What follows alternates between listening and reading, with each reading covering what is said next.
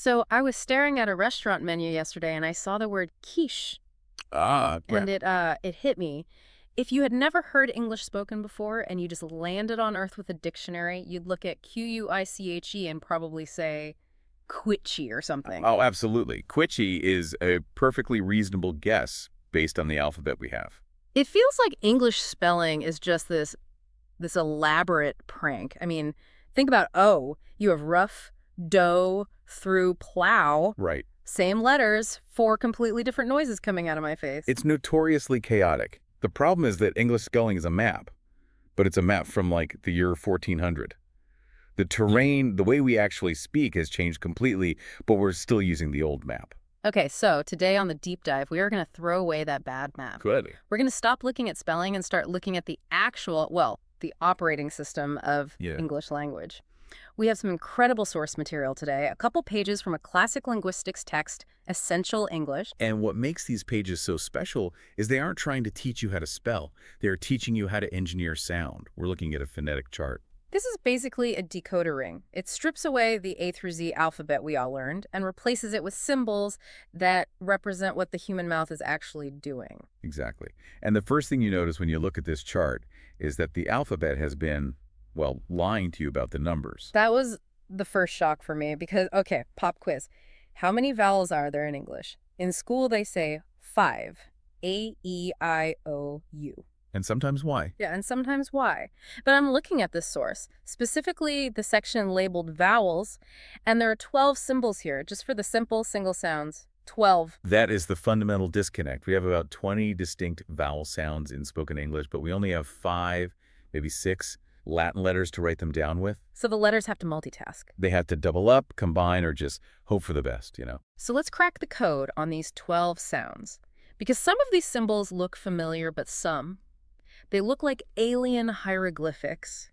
And I want to start with a symbol that I think is the key to the whole thing. It's the colon, the 2 dots. Yes. If you take one thing away from this deep dive, let it be the power of the colon. In phonetics, those 2 dots indicate length, tension, Okay. and tells you that the sound isn't just a click, it's a sustained note. So let's look at the first pair on the list to see what that actually means. We have an I with the colon I, and right below it, an I without the colon. Okay, so look at the examples for the one with the colon. Me, tree, 3 people, he. Tree, me. I can feel it. My mouth is wide, it's tense, it's almost like a forced smile. Exactly. It's a long, high-tension sound. Now, contrast that with the symbol below it, the short I. Yeah. The examples are ship, it, ticket, king. Ship it. Oh, that's totally different. Right. It's punchy, it's relaxed. My mouth isn't stretching at all. It's a lazy sound compared to the long one. Yeah. And here's why this matters. In English, vowel length changes meaning. The source lists ship for the short sound.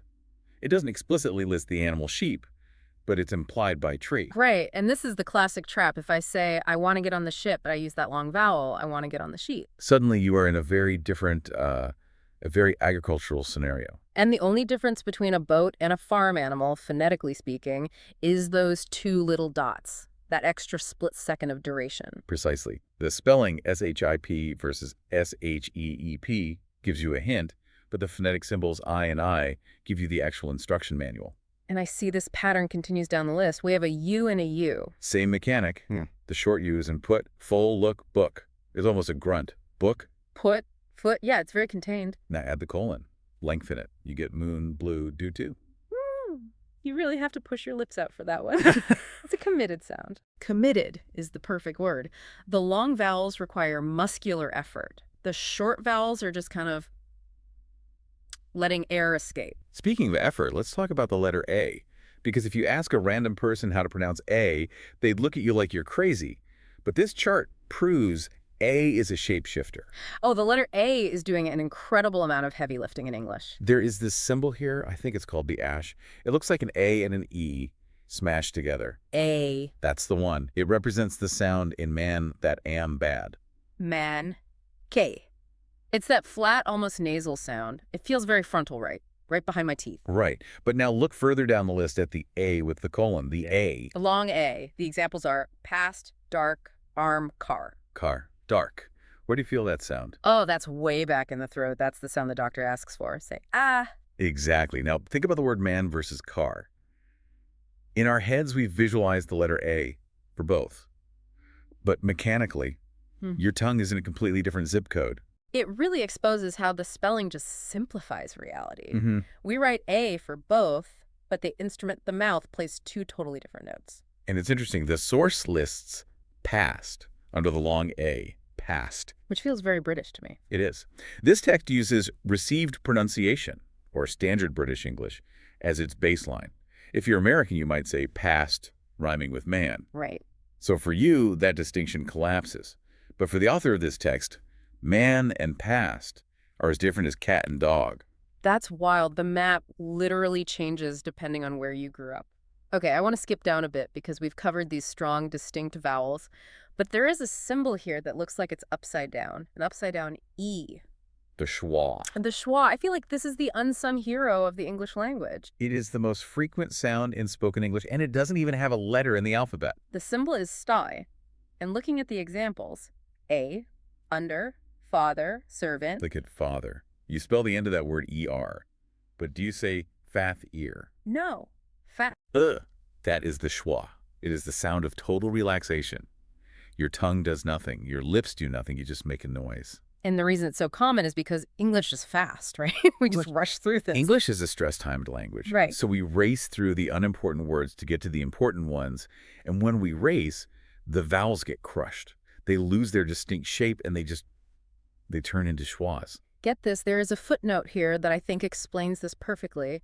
It's footnote 1 and 2, and it's attached to the word the. Yes, I love this detail. It's so subtle, but so important. So the text lists the in two places. It lists it under the long I-like tree and calls it the strong form. Mm-hmm.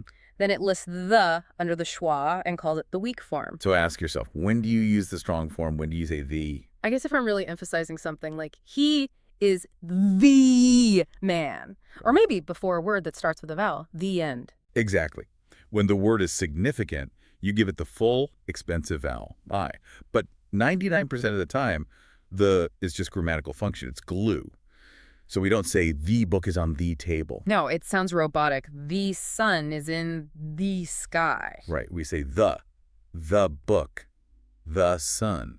The vowel collapses into a schwa so we can get to the next word faster. It's like the word the actually shapeshifts depending on how important it is in the sentence. That is so cool. And the spelling THE tells you absolutely nothing about that switch. And that's the beauty of the phonetic chart. It captures the rhythm, not just the letters. Okay, let's move to the next section. Diphthongs, which sounds like a terrifying medical condition, but I gather it means something else. Di means two. Phthong means sound. So these are just two sounds. Vowel gymnastics. Exactly. A monophthong, like in car or tree, is static. Your mouth stays still. A diphthong is a glide. You start in one position and move to another within the same syllable. Ah, I see the symbols are paired up here, like E, and the examples are, say, baby, train, plate. Do it in slow motion. Try in. You start at A and you glide up to E.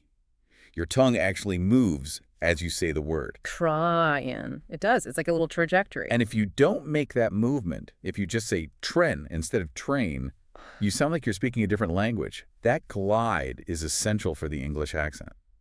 There's a weird one here. The symbol A. Examples are no, smoke, motor, and Poland. Poland. I never thought of Poland as having a glide. Try saying it without moving your lips. Keep your mouth round and still. Poland. Poland. It sounds flat. Wrong. But in English, we say Pooland. No. Coo. We round our lips tight at the very end. That's the glide. That is such a subtle detail. Now, speaking of details, we have to talk about footnote 3, because this feels like we've stumbled onto a crime scene in the textbook. The case of the disappearing vowel. It's attached to the symbol, yeah. The examples are for, door, your, floor. Right.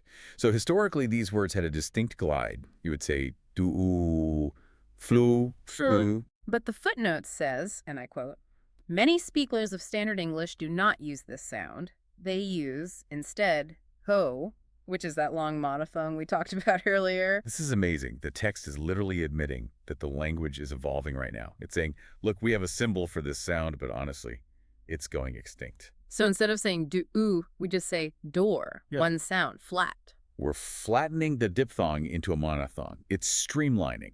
And This book captures that moment where the old way and the new way are kind of fighting it out. It's funny to think that in 50 years, maybe some of the other sounds on this page will have footnotes saying, nobody uses this anymore. Almost certainly. Language is a living thing. Sounds like a snake sheds its skin. All right, let's flip the page. We've done the vowels, the soul of the word. Now let's look at the skeleton. The consonants. The hard structures, the clicks, the pops, the hisses. Now, most of these look familiar, P, B, T, D, K, G, Mm. but there is a pattern here in how they are listed. They're in pairs. They are. Yeah. And once you see the pairing, you can't unsee it. It's all about the engine in your throat. Look at P and B. Pen B. Okay, put your hand on your throat, right on your Adam's apple. Now say p, p. Poof. Nothing really, just air. Now say but. Buh. Okay, I feel a buzz, a vibration. That is the only difference. Your lips are doing the exact same thing. They are popping open, but P is unvoiced. It's just air. B is voiced. You turn on the vocal cords. And that pattern just repeats. All the way down the list. T and D, train versus door. Same tongue position, different engine setting. K and G, cold versus gold. It's a binary system. It makes so much sense when you categorize it that way. Oh. But then we run into the absolute disaster zone of English spelling, the TH. Ah, yes, the TH, the sound that defeats learners everywhere. We use the letters T and H for everything. But this chart shows two completely different symbols. One is the Greek thetic O, and the other is this backwards six fifth with a cross through it, the eth AB. And just like P and B, these are a voiced and unvoiced pair. But we spell them exactly the same, which is just cruel. Okay, so the theta No. is in thank, thick, thin, nothing. Unvoiced, just blow air through your teeth. Think, no vibration. And the eth, EE, is then that weather with. Voiced, they in. You should feel a buzz right on your tongue. It is crazy that we don't have different letters for this. Imagine if we used the letter P for both P and B and you just had to guess, I'm going to the bark to play ball, or park. You never know. You'd never know. But that's exactly what we do with T. You just have to know that thistle is unvoiced and this is voiced. There's no logic in the spelling. You need the phonetic map to see the reality. Speaking of traps, there is a massive one on this page. I'm looking at the symbol J Warning lights should be flashing for everyone right now. because my brain sees J and thinks judge or jump. But the examples here are yellow, U, U. This is the International Phonetic Alphabet, and in the IPA, the symbol J represents the Y sound, like in the German jaw or the Scandinavian fjord. So if I see J in a phonetic dictionary. You say yeah.